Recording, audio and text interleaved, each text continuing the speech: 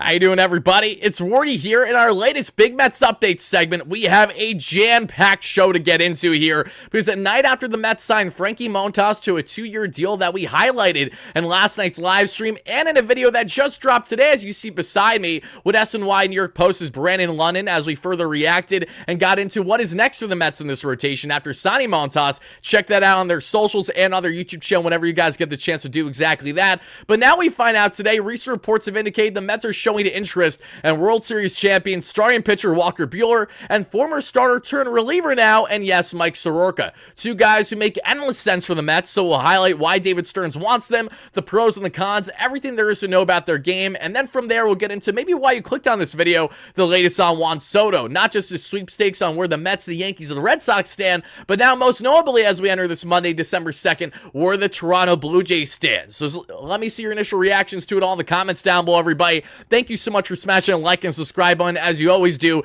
And before we deep dive this all, let's hear from our amazing sponsor as always at Odds Jam this time, folks, because look at these results. People are making free money. They're making thousands every month betting on sports completely risk-free, all thanks to Odds Jam, because they're not just like your other sports betting apps. It's turning the entire system in your favor. Here's how Odds Jam uses a strategy called arbitrage, finding odds differences across sports books. You can bet on both sides, and no matter the outcome, you will profit. So say you want to throw $500 down on Boise State to win on FanDuel and $335 on the opponent there on DraftKings, you're guaranteed at least $150 there, and it's as simple as that. With Odds Jam's mobile app, you will get real-time alerts for opportunities every day. You can make thousands monthly, and to get started, use code WARDY for 35% off and a 7-day free trial. I guarantee you'll profit during the trial, and if you don't, cancel with one click, no questions asked. Don't leave money on the table. Go to oddsjam.com, use code WARDY, and start making money the smart way with our amazing friends there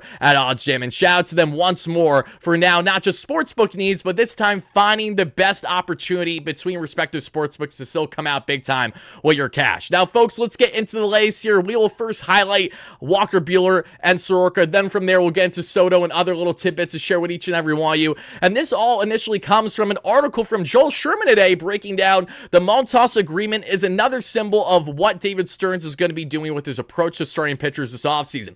In this article that Joel Sherman highlights of the New York Post, he states how he has heard continuously throughout the industry that he should not expect the Mets to sign guys in Corbin Burnes and Max Fried. Now, I'll say I don't expect the Mets to necessarily land either, but that's more so on contract term, qualifying offer, having to deal with compensation picks, and everything in between. The Mets are clearly having a reluctance to go long-term on starters, knowing that they have confidence in their pitching lab, so much so that they firmly believe that they can churn out short-term options as exceeding expectations, potentially be even ace caliber starters for them throughout the course of the 162, the way that it was with Severino, Minaya, and to a lesser degree, Jose Quintana over this past season in 2024. He also notes in this article that the Mets are actively pursuing and showing interest in, yes, Walker Buehler. And that's where I really want to have a highlight and a point of emphasis here, folks, is as I discussed on SNY earlier today, and as I discussed in last night's live show, as I've continued to discuss for a number of weeks now, Walker Buehler is, in my opinion, one of the best gets for the Mets to get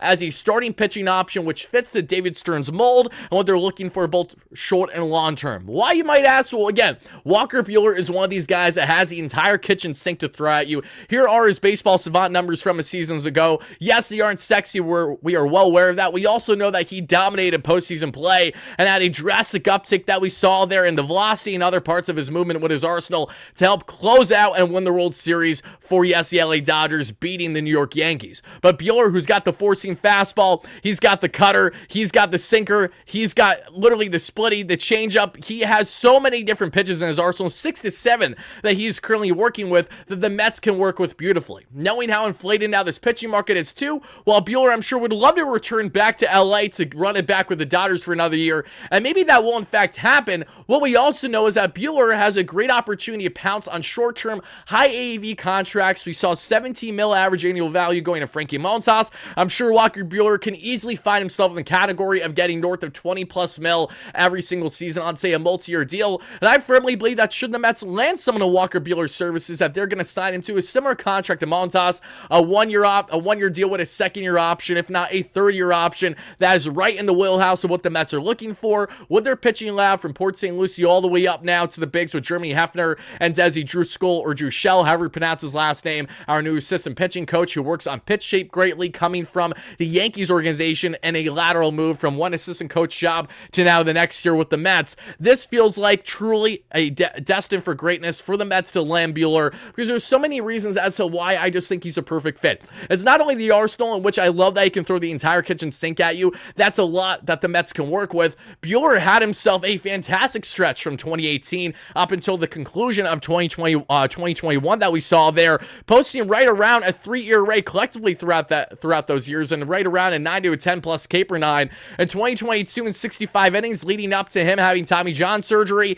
he had himself a 4-year rate flat. The numbers were a little down. We obviously knew he needed surgery. Now in his first year coming back off of Tommy John, that's why he has the inflated 5.38 ERA. Expected numbers are a full run lower, similar to what we saw with Severino coming off of a down year with the Yankees because of lack of sleep and ailment, similar to what we saw with Sean Manaea coming off of a year as a swing starter at best with the Giants, is what we see here with Buehler, where the Mets are going to be buying short term for guys coming off of years that on the baseline numbers aren't the sexiest, but you know that they can get back to where they were, if not better, in a certain pitching lab. That's what the Mets have now, and that's what they're going to do with Buehler. And Walker, truthfully, even if, say, the Mets were a slam dunk guarantee to land a Corbin Burnes or Max Fried, I would still want them to heavily pursue Walker Buehler here. Not only the championship pedigree he has during his stint with the LA Dodgers over the past number of years, but the ability to win and understanding how to pitch in postseason play in any situation, whether you're a starter or a reliever. This is many factors in which they benefit the Mets should they land Buehler and his services, and there's no denying that if you land Walker Buehler and his upside, he can easily be a number 2, number 3 in this rotation for the Mets. He can go out there. It's really about getting that K rate up, because we saw it down to 7.6 K per 9 and 3.35 walks per 9. Not loving the K to walk ratio there, but that was his first year coming back from TJ. I expect next year to be better, the same way that Frankie Montas was just coming off of his first season dealing with a significant shoulder injury, so you'd have to imagine that Montas will only be better for 2025 and beyond should he be able to stay healthy for similar reasons that we just mentioned there with Walker Buehler. Buehler, a slam dunk of a fit in my opinion. He fits the mold plenty for a championship window now, and is not going to hurt the farm because you're not giving up trade assets, nor is he going to hurt your long-term ability to spend for this rotation, because you wouldn't have him inked beyond 3 years. I think at most 3 years with an option there. Very realistic that we could see him landing in the 1 to 2 year range there with a club or a player option after their first year, maybe even a vesting option on the innings that he could pitch after a certain amount of a year or two on the contract. Either way, I like this fit a lot for the Mets. I'm curious if you guys are in favor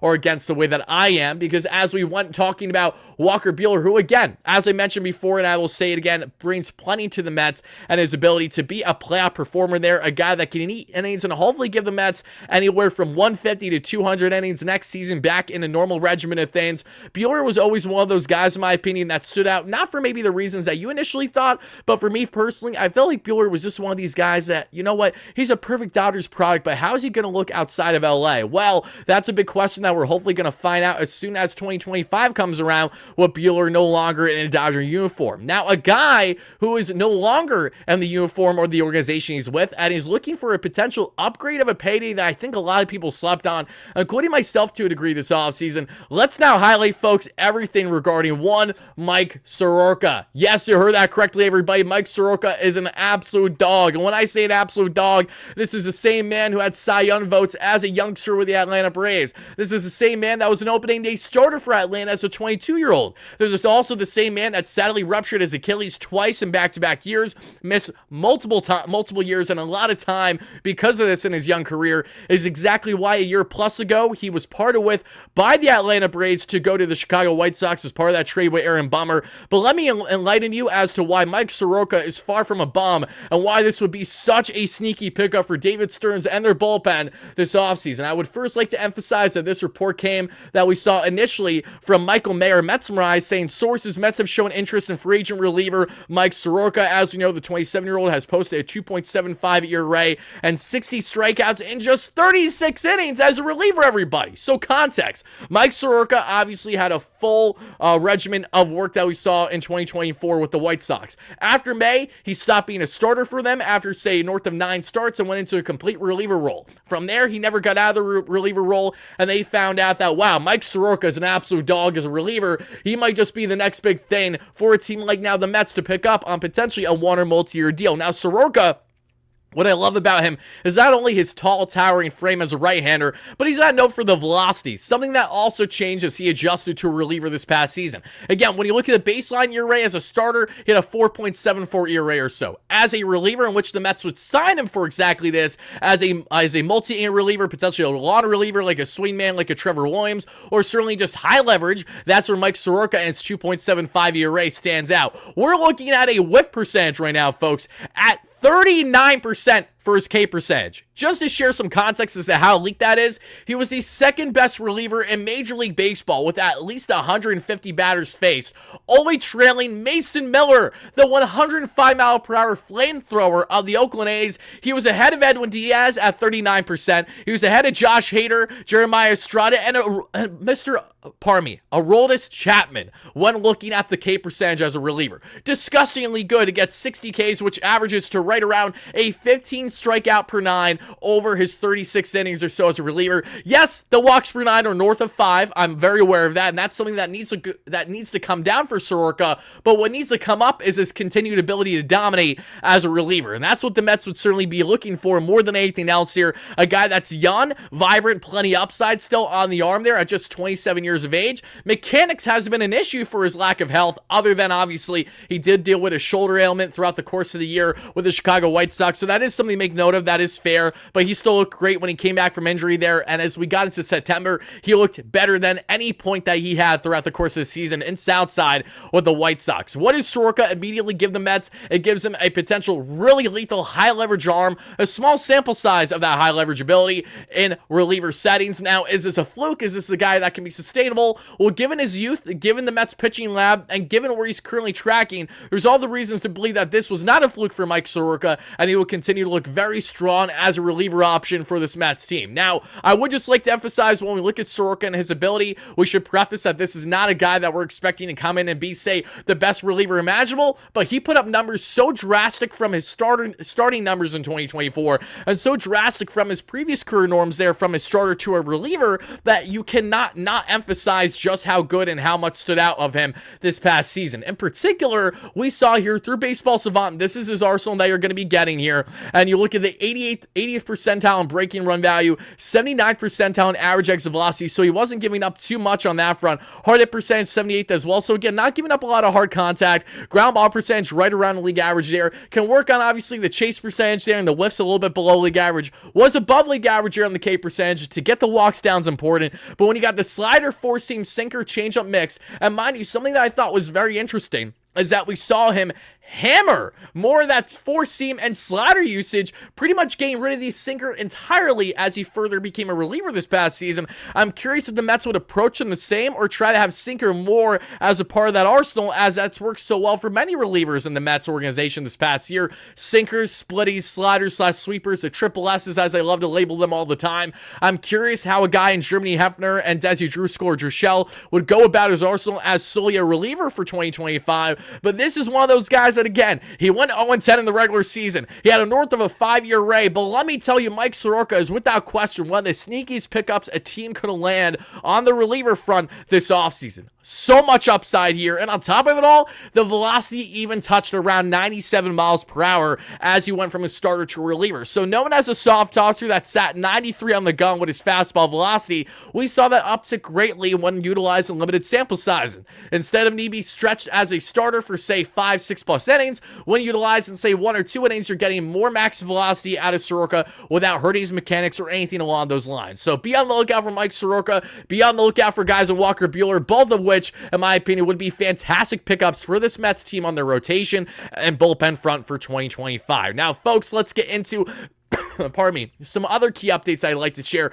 this time having everything to do with, yes, you guessed it, we're going to highlight Mr. Juan Soto, because of course we're going to highlight Juan Soto. Wait, you think we're not going to talk about Juan Soto? We have to talk about Juan. Any update and every update until he makes his inevitable decision this or next week, rest assured we're going to have plenty to break down on the Soto front. I would also like to inform each and every one of you, just to enlighten you guys a little bit, that I have heard throughout the industry that when it comes to Juan Soto, there is a great possibility that he signs before the winter meetings. That is something that I firmly did not believe prior, but now I have reason to believe that. So much so that I have a confidence level that Soto may actually make a decision before this week's end. Now, again, my confidence level is just as much as any Joe Schmo, so take it with a grain of salt. Take it however you want. But there is reasons to believe why this is now picking up fast on the Soto market, and why, as much as Scott Boras would love for him to make a decision come the winter meetings, he may have already made his decision over the next coming days, if not already, in which it could be officially announced before the week's end. So we'll find out on the Soto front. I also have heard that the starting pitching market for the Mets and other teams is really starting to heat up, which isn't shocking after they signed Montas. So don't be surprised if we find out the Mets have signed another starter and say the next 24, 48 to top 72 hours. I think that they have more moves on the horizon from everything that I've heard and have been led to believe to this point. So take with that information however way you're going to go about it. But as we see here, folks, and also shout out to Mike Petrello for initially having a great breakdown of Mike Soroka, why for an 0-10 pitcher he's going to be such a hot commodity this offseason, and he's 1,000% right. Let's also get into the latest on Juan Soto. According to Andy Martino, everyone's favorite reporter, said nobody, Perez and why. Now, Andy, as we know, just got back from vacation, I believe, so this is what he had to say there on the lace with Soto. Now, when it comes to the Mets, the Red Sox, and the Yankees, there really isn't anything that's changed there. Nothing in favor more one or the other. The belief has been long that the Mets have been all in on Juan Soto, as has been the case with the Yankees. The Red Sox are obviously a threat. We just don't know to what degree, because there's been a lot of controversial reporting as of late. But what we do know, at least according to Andy Martino, is that there's been this apparent widespread belief throughout the industry that the Toronto Blue Jays are going to be the top bidder for Juan Soto and his services. Now, I would just like to nip this in the butt right here, right now. We heard Ken Rosenthal on Foul Territory today there, as he's a recurring guest as part of their group there, breaking down the latest throughout each and every offseason, how he has not heard much rumblings on the Toronto Blue Jays front. He does not believe them to be the top suitor at all for Juan Soto's services. And I'm not necessarily saying that Juan Soto would be the top suitor, the Blue Jays would be, but rather them being a top bidder. Even that I find so hard to believe. So Andy, I don't know where you heard this from, what has been a widespread belief throughout the industry, in which we've heard Jim Duquette just relay the exact same thing because he heard it from Andy Martino since it's been in the public eye. This feels more of Scott Boras doing his D. This feels a lot more of Scott Boras saying, hey, the Toronto Blue Jays have an ability to spend. Let's make it known they have ability to spend. Let's get the media to really stir the pot up. There's been nothing on Toronto. Let's talk about the Blue Jays now. The same way that the Blue Jays are still trying to land Shohei Ohtani and Freddie Freeman is the same way that I will be beyond shocked if Mr. Juan Soto lands with the Toronto Blue Jays, with the Blue Jays being a top bidder. Now, the obvious reasons for this is we've heard widespread reporting that the Mets will not be outbid for Juan Soto. That's been the common consensus, which is why Jeff Passan, Ken Rosenthal, John Heyman, Bob Nightingale, the list goes on and on. Every reporter of levels of credibility firmly believes that the Mets are the team to beat for Juan Soto based on the dollar amount alone at minimum. We've also heard that team of the Blue Jays that do have plenty to spend, what about them should make you believe that Juan Soto would go there? Like, that's another thing. Like, in any realm where Juan Soto would make sense for teams, he makes such little sense for the Blue Jays. They have moved laterally at best. They've really only moved downward with their farm, with their organization since the 2021 run, where they had a fantastic offense and still missed playoffs. They have done nothing proper in their organization since then. Again, they have made lateral moves at absolute best. Adding Juan Soto to pair with Vladdy Guerrero Jr. would be fantastic for them, but they still have so many gaping holes in the rest of their lineup and other parts of their aspect of their roster that they won't be able to properly allocate because they would have invested too much in one player and Juan Soto. And on top of it all, and then some, you really think Steve Cohen's going to be outbid by the Toronto Blue Jays? You really think that's going to happen? I will go so far on a limb to say that I don't see a chance in hell that Steve Cohen is outbid for Juan Soto unless Steve Cohen finds out with firm confirmation that Soto does not want to be in New York Met, that he has already made his decision to go elsewhere. And that is the case, then I could see Steve Cohen dialing back on the dollars, because people were like, why didn't you go past $325 for Yamamoto an offseason ago? Well, it's because the Mets really didn't have an opportunity to. They offered $325 to Yamamoto, then he gave that to the Dodgers and said, hey, match this and I'm yours. I already grew up a Dodgers fan. I love Ohtani. We have a relationship. I just want to be here. Make it happen. That's why the Mets didn't try to jump to $350 or $400 to Yamamoto, because it wasn't going to get anywhere. So unless we have a unique circumstance like that where Soto makes it clear he's not going to come here no matter how much our efforts are, there's not a chance in hell that Juan Soto is going to be outbid in the case of the Toronto Blue Jays outbidding for his services than anyone else. I will stand by that until proven otherwise. There's so many reasons to believe and refute against what Andy's trying to throw out here. I really think he's throwing this out just from what he's hearing, mouthpiece from a specific agent or two that really want the word to get out there to say, hey, don't count out the Toronto Blue Jays, when in reality, there are many reasons why maybe you shouldn't count them out, but why you shouldn't be overly concerned if you are in the driver's seat as Mets fans, Red Sox fans, or Yankees fans in comparison. And I say this even with a lot of controversy coming out of Yankees camp in recent days. I say this with all the controversy coming out of Red Sox camp in a couple days. I expect a lot more to come out on the Mets front throughout the week as we inch closer to finding out Juan Soto's decision.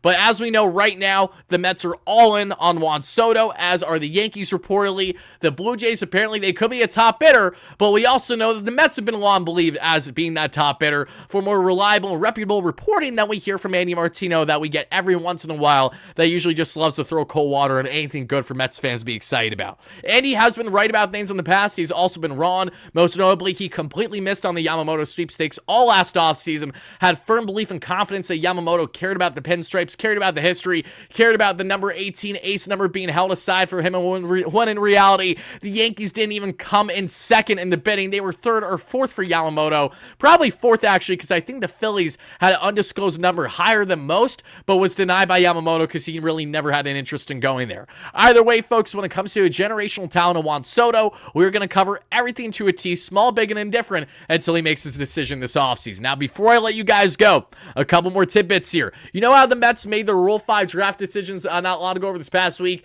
How guys and Alex Ramirez, Grant Hartwig, and others would be exposed? Well, as we come to find out, it looks like they're staying in the organization. Specifically, Alex Ramirez, former top Mets outfield prospect who's been very underwhelming at the minor league level the past couple years, including his stint with the Rebel Ponies last season at Double-A. He has signed to a minor league deal. So as of now, he is staying in the organization. Same applies to Grant Hartwig, who's just 2+ years removed from being a guy in Single-A, moving all the way up to Triple-A in one season, really starting his career late as a guy who did not think he would be a pro pitcher at any point in his career. Hartwig, who's eaten some innings for the Mets in years past, he will look to try to compete for a bullpen spot out of camp, at which he has a spring training invite. But that's the latest on the Mets' smaller minor league pickups and guys coming back after initially looking like that they were going to be parted with for the Rule 5 draft. So until we find out more news, more updates, and everything in between, and we will have plenty, potentially even hours after I record this. Thank you so much for watching the video. Make sure to smash that like and subscribe button on your way out, and let us know your big takeaways on the case of Buehler, on the case of Soroka, and on the case of Soto. Until then, have a fantastic rest of your night, day, evening, whenever you're watching this. And this is your guy, Wardy, signing out. Let's go Mets, baby. Peace.